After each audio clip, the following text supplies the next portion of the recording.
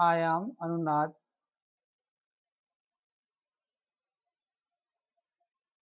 की तीक्ष्णता, sharpness of amplitude resonance.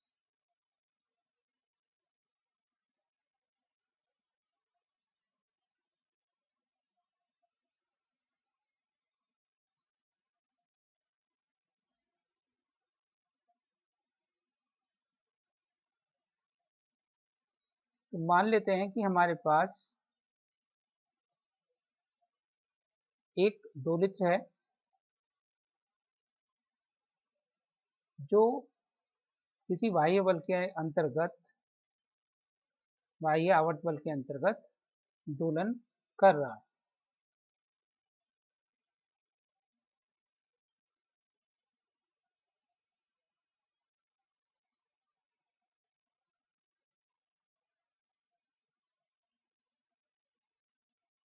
जब इसमें अवमंदन कम है, स्मॉल आर की वैल्यू कम है,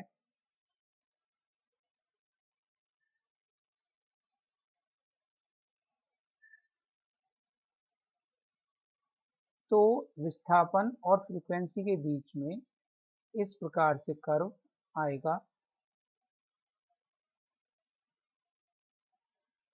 और जब अवमंदन अधिक होगा तो इस प्रकार से कर्व आएगा।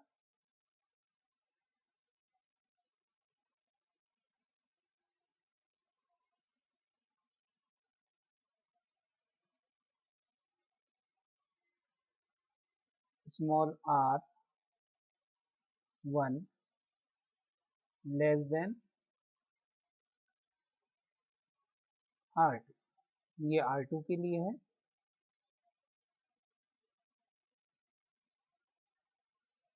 दोनों की अनुनादी आवृत्ति अलग अलग होंगी।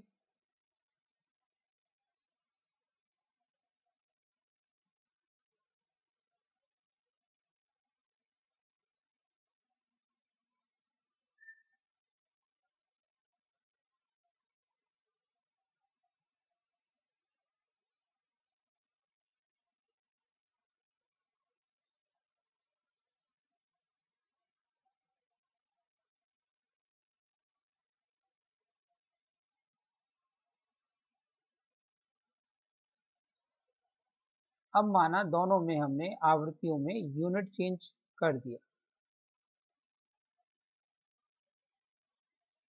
इक्वल चेंज किया, या तो रेजोनेंस फ्रीक्वेंसी से फ्रीक्वेंसी बढ़ा दी या घटा दी।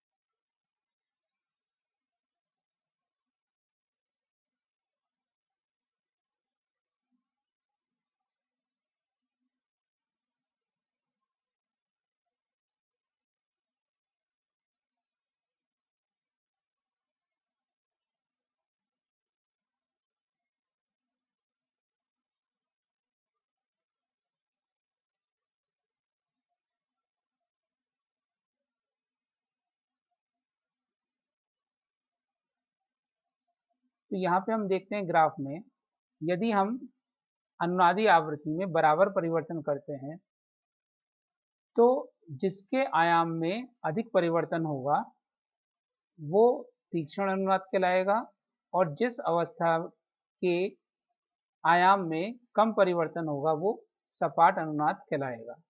इसको हम इस तरीके से डिफाइन कर सकते हैं कि अनुनादी अवस्था में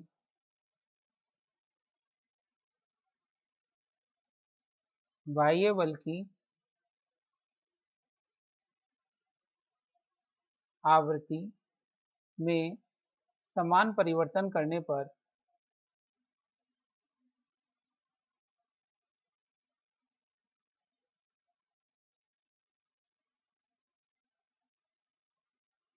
जिसके संगत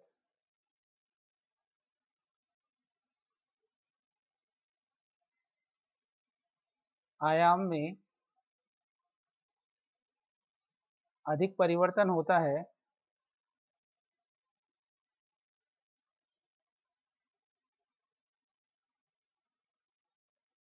वह तीक्ष्ण अनुनाद शार्प रेजोनेंस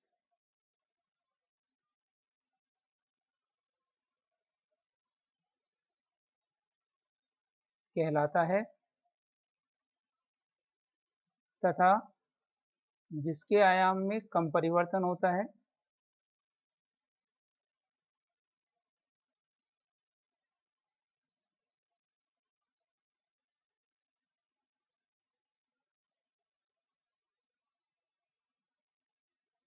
वह सपाट अनुनाद कहलाता है।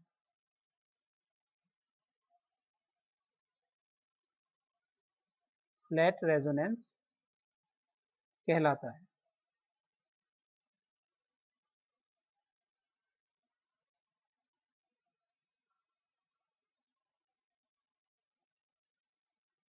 ये हमने दो अलग अलग दोलित्र के अनुनाद लिए जिनमें डैम्पिंग R1 और R2 थी।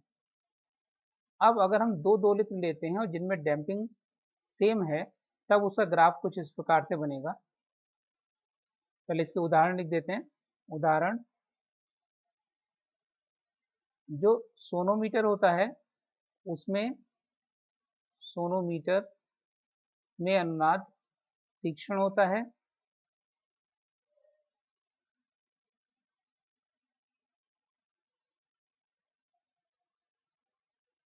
और अनुनाद नली में सपाट होता है।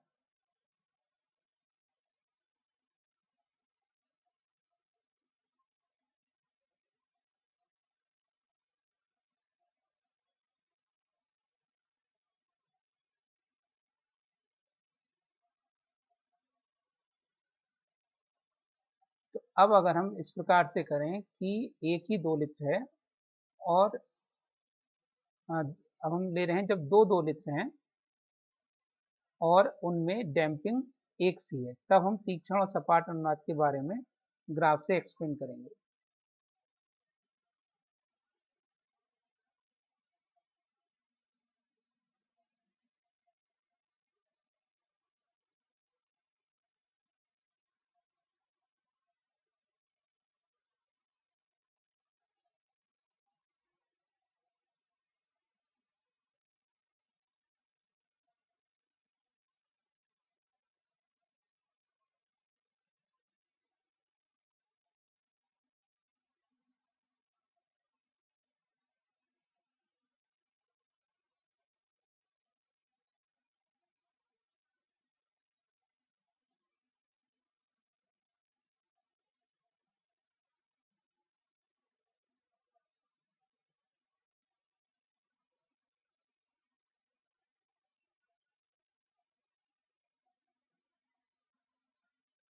यहाँ पर हमने ले लिए दो दोलित्र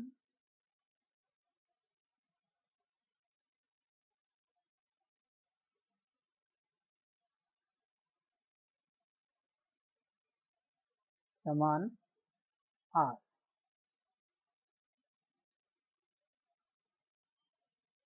तो अगर हमने दोनों की आवृत्तियों में परिवर्तन कर दिया, यहाँ हम ये देखते हैं कि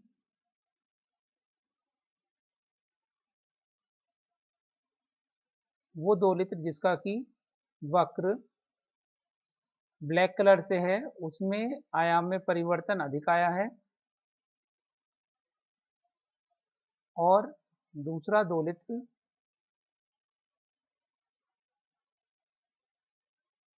जो कि ग्रीन कलर से रिप्रेजेंट है, उसके आयाम में कम परिवर्तन आया है।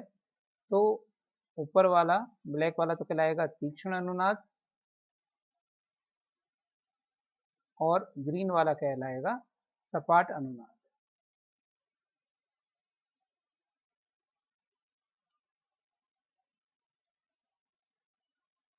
Sharp and flat. हम देखते हैं कि तीक्ष्णता पर अवमंदन का क्या प्रभाव पड़ता है।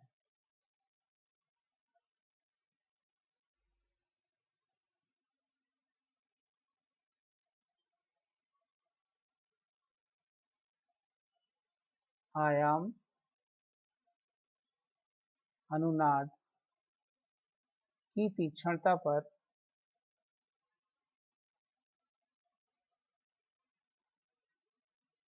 अवमंदन का प्रभाव।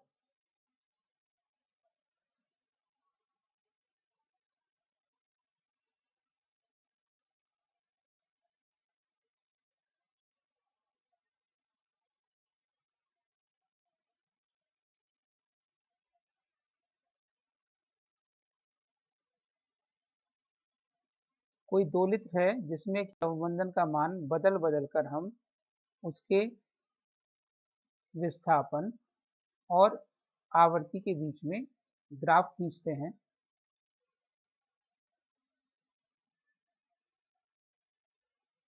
तो ग्राफ कुछ इस प्रकार से प्राप्त होंगे।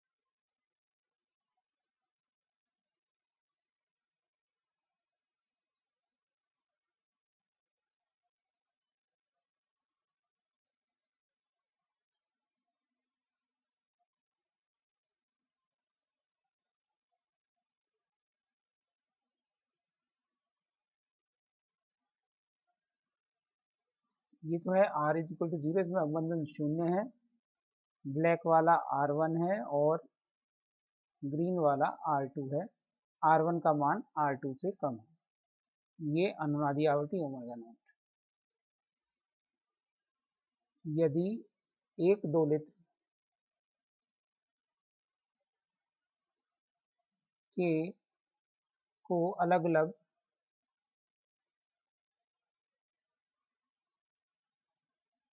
अवमंदन की स्थिति में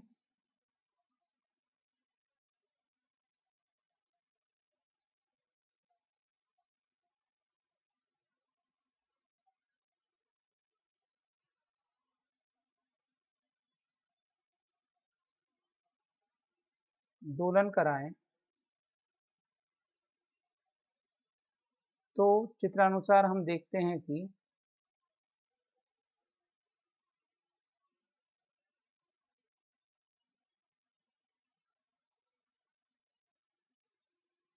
अवमंदन बढ़ने पर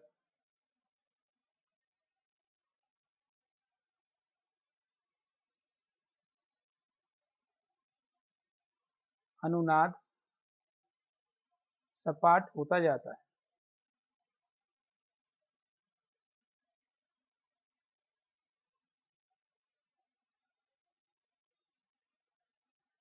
यानी कि जितना अवमंदन का मान कम होगा उतना ही अनुनाद तीक्ष्ण होगा।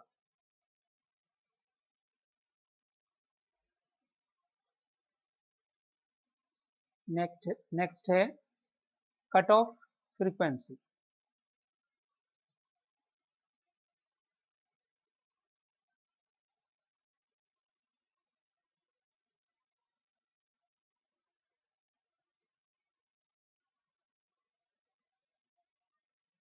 किसी प्रणोदित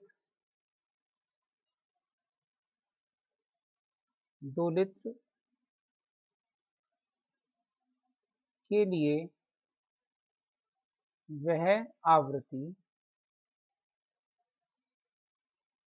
जिस पर औसत शक्ति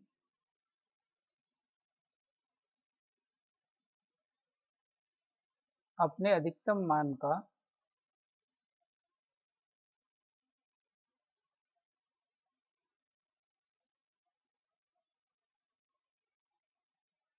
आधा रह जाती है,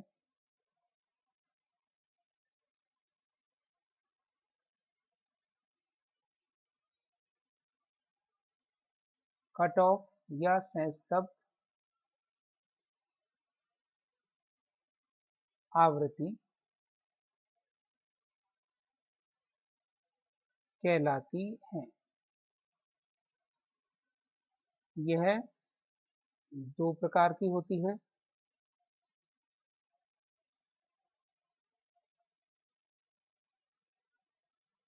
नंबर एक, निम्न या लोअर कट ऑफ फ्रीक्वेंसी।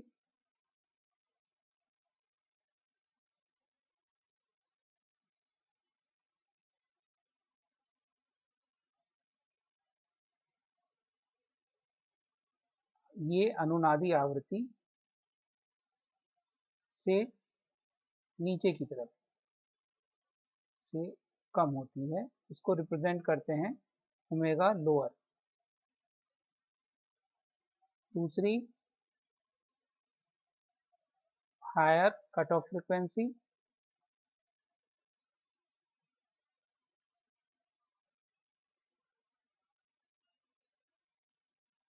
ये अनुनादी आवृत्ति से अधिक होती है।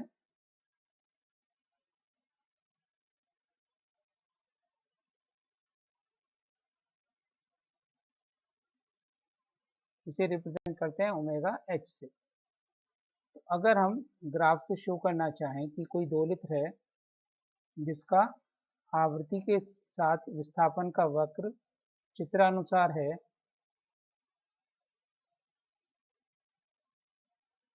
तो ये इस प्रकार से दोलन कर रही है। ये हमने लिया शक्ति और आवृत्ति के बीच में वक्र।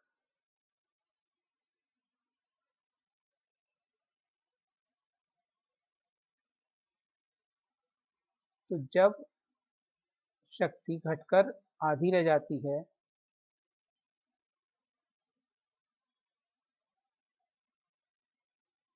तो हमें दो आवृत्तियां प्राप्त होंगी, ओमेगा एल और ओमेगा एच। बीच में अनुनादी आवृत्ति ओमेगा नॉट। यहाँ पर तो है पी मैक्स और ये है हाफ ऑफ पी मैक्स।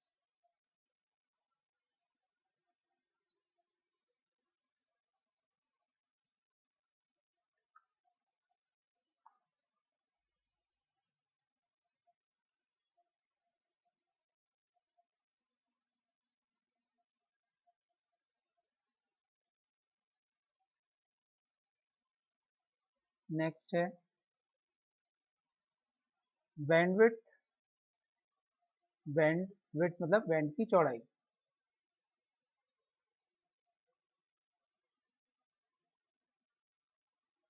तो बैंडविड्थ डिफाइन करते हैं हम हायर कट ऑफ फ्रीक्वेंसी और लोअर कट ऑफ फ्रीक्वेंसी के डिफरेंस को। Bandwidth of frequency.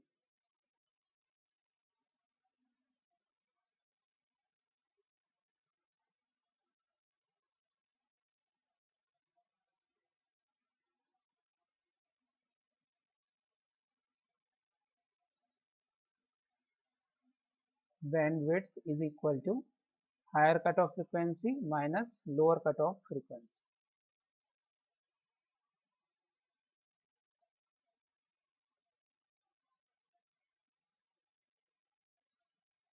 तो अब हम ये देखते हैं कि जितनी ज़्यादा बैंडविड्थ होगी उतना अनुनाद यानी उतना अनुनाद सपाट होगा।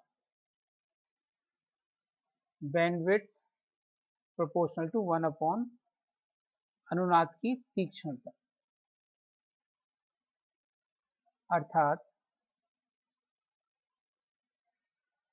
बैंड चौड़ाई अधिक होने पर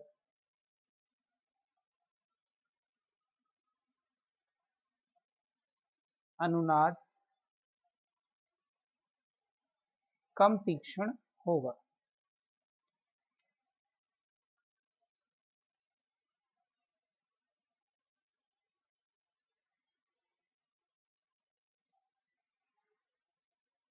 बैंडविड्थ का एक फार्मूला और है, bandwidth is equal to twice small r, that is 1/टाउ रिलैक्सेशन टाइम।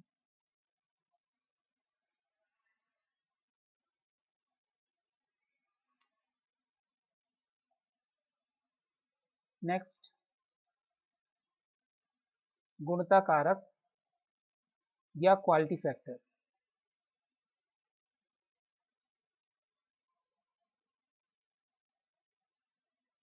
क्वालिटी फैक्टर इसे कैपिटल Q से रिप्रेजेंट करते हैं।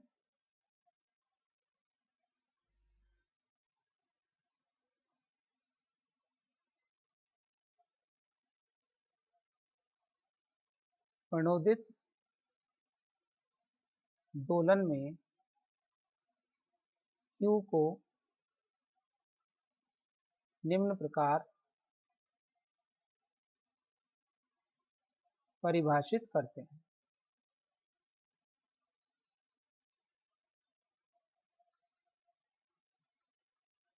Number 1, Q is equal to अनुनाद की अवस्था में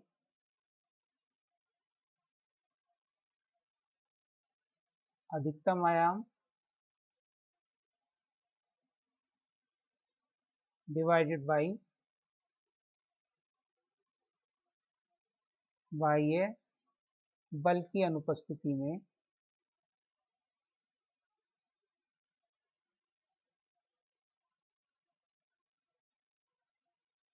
दोलित्र का आयाम।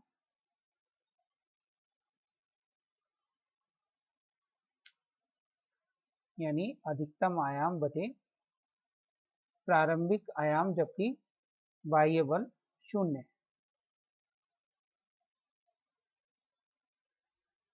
दूसरी परिभाषा, Q is equal to resonance frequency omega naught upon bandwidth,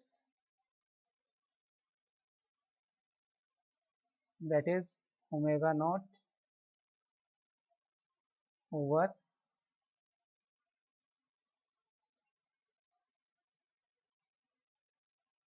omega H minus omega L, that is omega naught tau. इस तरीके से हम प्रणोदित दोलन का गुणता कारक को डिफाइन करते हैं।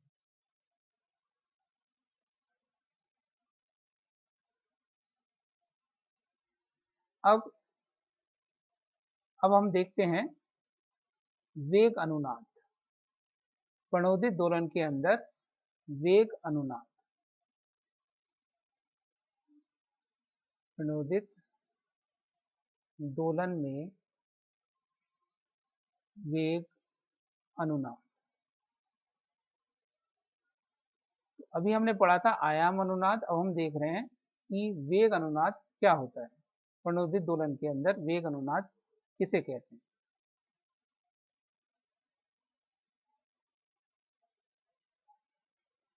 तो हम जानते हैं कि प्रणोदित दोलित्र का विस्थापन small x is equal to F0 over under root omega square minus P square का whole square plus 4r square p square sine P T minus theta. अतः वेग x को डिफ्रेंशिएट कर देंगे तो u is equal to d x over d t, और ये आ जाएगा f naught p over under root omega square minus P square का whole square plus 4r square p square cos P T minus theta.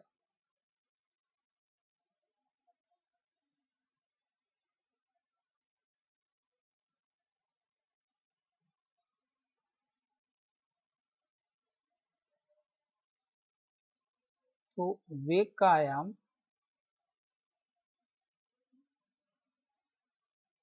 You a is equal to F naught p over under root omega square minus P square का whole square plus 4r square p square है।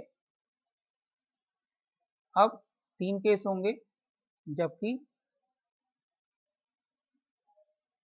p is very less than omega, तब u a is equal to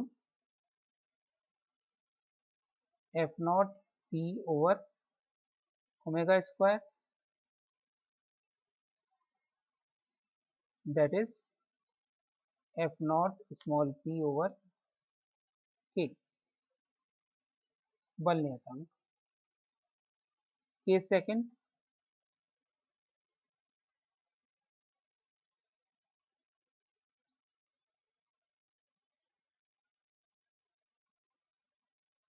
p is very greater than omega, तब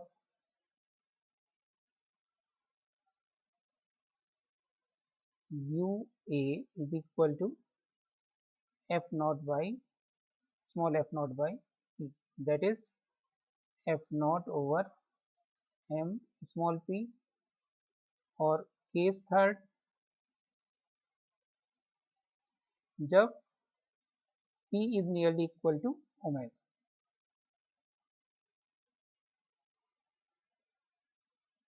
तब u a is equal to f naught over, हमने p को नीचे ले गए तो ये हो गया under root omega square minus P square over p का whole square plus 4r square.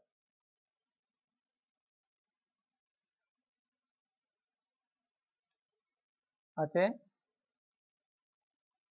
You A अधिकतम होगा जबकि omega square minus P square over P whole square is equal to 0, और इससे हमें मिल जाता है p is equal to omega.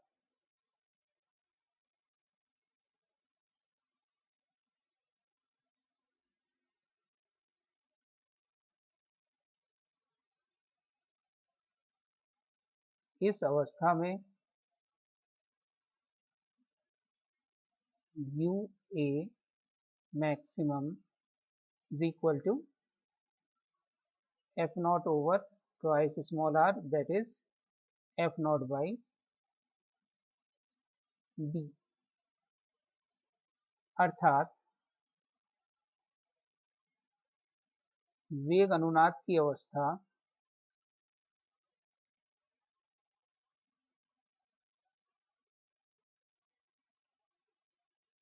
p is equal to omega रहती है,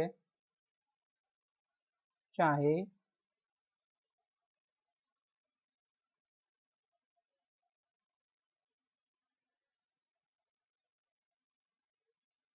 अवमंदन स्मॉल r कुछ भी हो।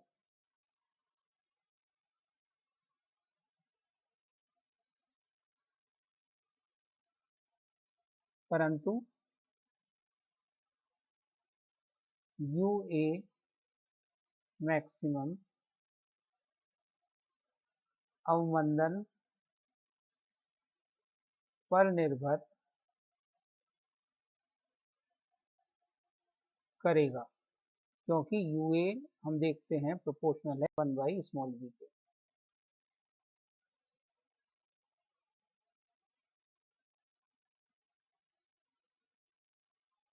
तो इस प्रकार से दो अनुनाद होंगे, एक तो आयाम अनुनाद, दूसरा वेग अनुनाद। अब आयाम अनुनाद व वेग अनुनाद में अंतर।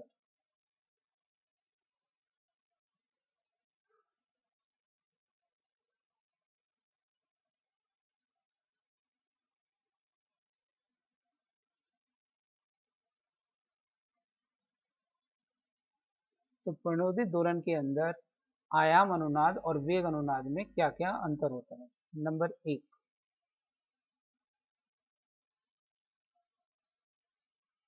आयाम अनुनाद में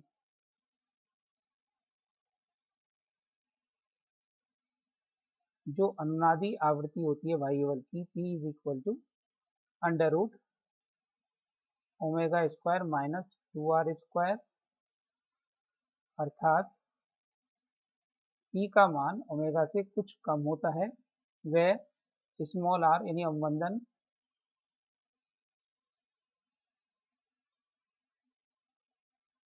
पर निर्भर करता है।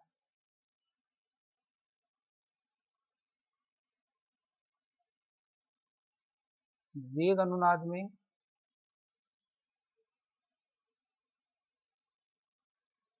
P is equal to omega होता है तथा r पर निर्भर नहीं करता।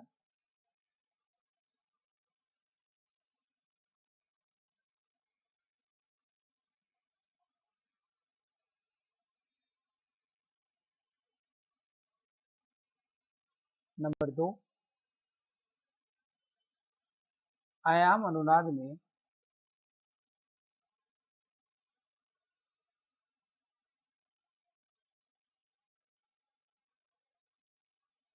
विस्थापन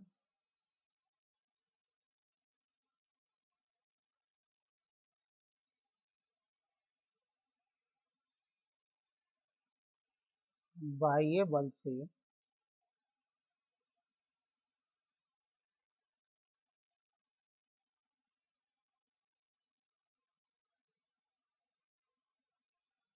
π/2 कलांतर पीछे होगा, जबकि r बराबर 0, क्योंकि tan theta is equal to twice rp over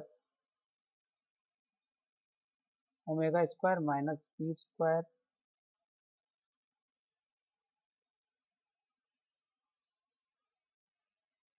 जबकि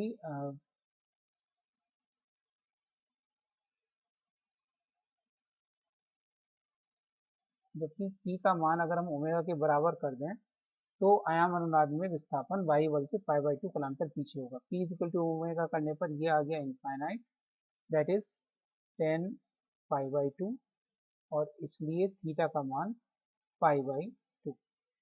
तो p is equal to omega वाली हम कंडीशन ले रहे हैं कि p is equal to omega होने पर आयाम अनुनाद में विस्थापन वायु बल से π/2 कलांतर पीछे होगा। और वेग अनुनाद में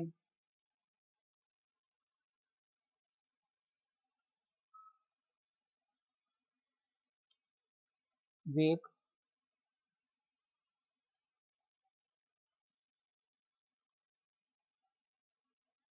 p is equal to omega पर बाह्य बल के समान कला में होगा, क्योंकि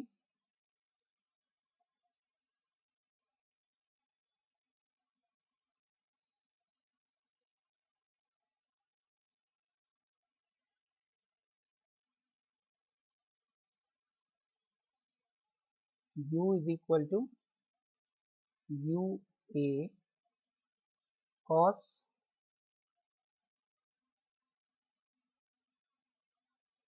पी टी माइनस थीटा,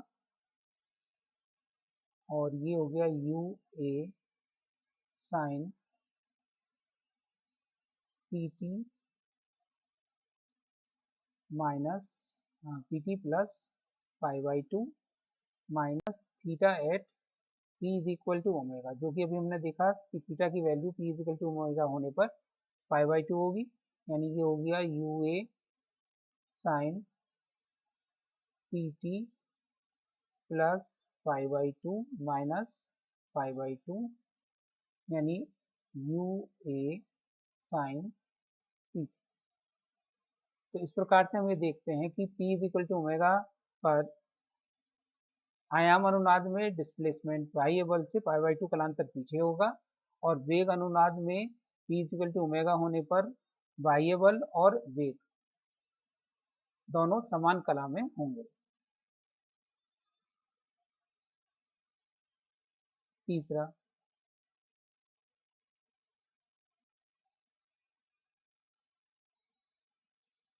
यदि p is not equal to omega, p की वैल्यू ओमेगा के इक्वल नहीं है,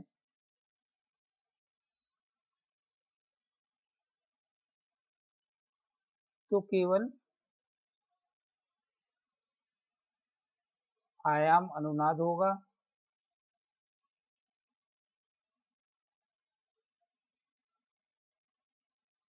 और उसमें भी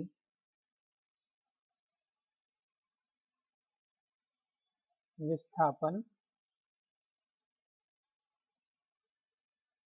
बाह्य बल से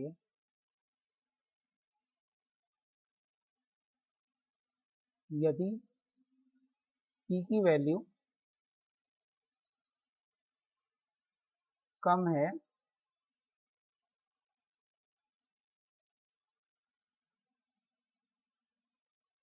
ओमेगा से,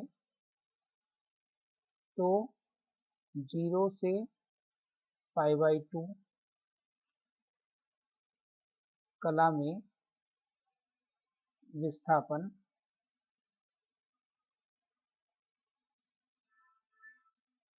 इसमें हमने दो केस ले लिए। अगर p की वैल्यू ओमेगा के इक्वल नहीं है तो उसमें केवल आयाम अनुनाद होगा, और उसमें भी पहला केस यदि p लेस देन ओमेगा है तो जो विस्थापन है वो 0 से पाई बाई टू पीछे होगा बाह्य बल से। तो विस्थापन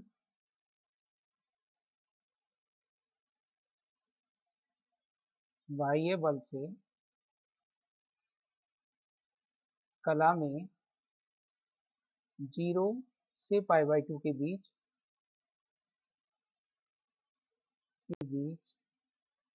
पीछे होगा, और यदि p ग्रेटर देन ओमेगा तो विस्थापन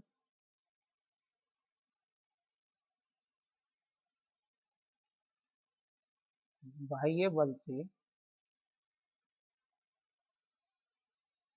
कला में 0 से पाई बाई टू के बीच